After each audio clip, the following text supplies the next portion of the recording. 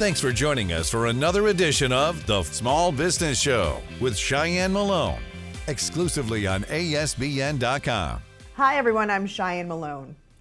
In 2023, the increasing use of advanced technology changed how businesses communicate with each other and their customers as well. But what can we expect in the customer experience as we continue into 2024? Joining us now to share his perspective on this topic is Joseph Michelli, speaker. He's a New York Times bestselling author and the CEO of the Michelli Experience. Welcome. Thanks so much for coming back on the show, Joseph. It's great to be here, Cheyenne. Thanks for having me. Great to have you. Talk to us about, obviously we're into 2024, but we learn from the past, right? So in 2023, what are some of the consumer trends that you saw? I've been doing consumer work now, I don't know, 30 years, way too many years. And 2023 was the year to put a seatbelt on and buckle up. And I think the roller coaster is going to really shoot out even more this year. But if you look at 2023, I think a lot of people knew generative AI was out there, but the amount of growth in generative AI and how that's affected the way brands engage customers through the ability to understand what customers prefer and be able then to help customers use self-service options through that AI technology, often chatbot. It really is probably the fastest growth of a single technology in the course of my career. How do you think customers felt about that growth in 2023? Obviously, it's different than we've ever seen it before. Yeah, I think consumers generally are wary. If we think back, 10 years ago, we were hearing about this artificial intelligence and what it would do to our lives against us, the growth of the robots and really a sense of discomfort. It's like many things, kind of that boiling your frog analogy, right? The temperature increases and you don't jump out quite as quickly. I think we're seeing enough benefits from AI that people are enjoying it with lots of skepticism and concerns about what it's going to mean for whether there will be any humans left and whether or not AI will trump emotional intelligence. When you look into your crystal ball, what do you predict will be trending in when it comes to consumer experiences in 2024? Yeah, I think we're going to see just hyper-personalization. Now I worked for Starbucks years ago, and we were trying to make sure that in your app, we would not send you a message for a highly caloric product if you were drinking mostly non-fat lattes, right? I mean, it was a targeted messaging strategy based on our understanding of your use case. I think you're going to see hyper-personalization in 2024 like we've never seen it before. Much more sophisticated use of customer preferences to leverage that. We're going to see a rise of voice and conversational interfaces.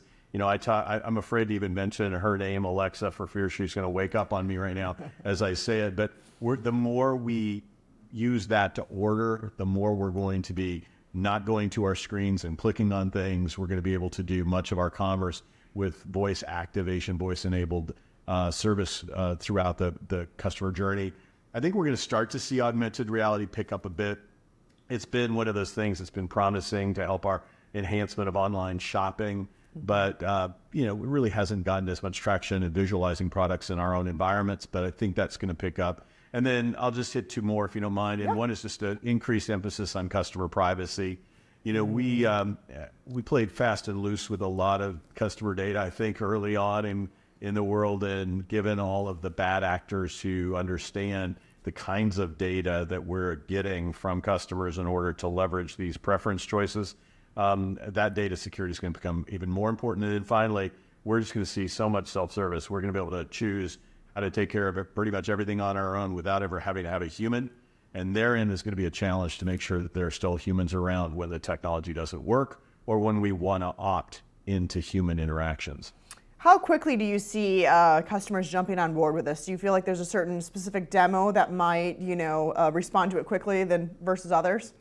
Oh yeah, I mean, I think if you're a digital, you're a digital alien like me, we sometimes are a little slower, but generally speaking, the digital natives are, they're just quickly jumping onto the next option.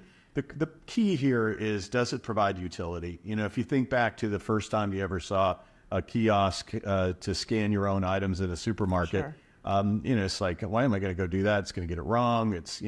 And now the question is that line moving faster? Mm-hmm. Do I trust it enough? So I think you're seeing willingness to engage, probably ever since the pandemic, much more willingness for people to engage in the use of technology when they would have otherwise been a little more skeptical. I can see that. Any final thoughts for us, Joseph? I just think it's an exciting year, and consumers are going to be in charge. Ultimately, these technologies are for the service of us and the enhancement of our experience. And I would just simply say, if you're a small business owner, don't rely on technology alone, but be willing to really invest in the emerging technologies, test them out. Don't be an early adopter, be a fast follower, and it's going to be a great year for you. All right, great advice. Joseph Michelli, speaker, author, and the CEO of the Michelli Experience. Thanks so much for your time today. Thanks for letting me be here, Cheyenne. Yes. And thank all of you for watching. Thanks for joining us for another edition of The Small Business Show with Cheyenne Malone, exclusively on ASBN.com.